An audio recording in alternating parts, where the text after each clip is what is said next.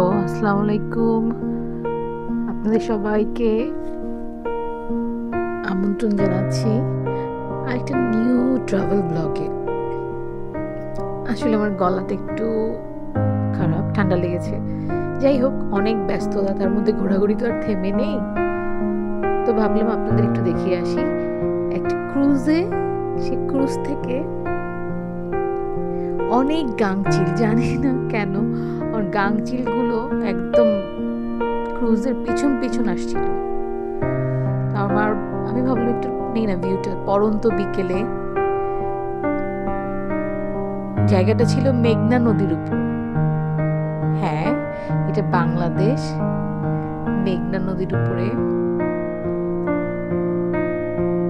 তো বড় বড় সেই শিপ, ক্রুজ, আমরা ক্রুজে ছিলাম। ভিডিও করতে করতে দেখলাম কি যে গাংচিল গুলো উড়ে উড়ে আসছে।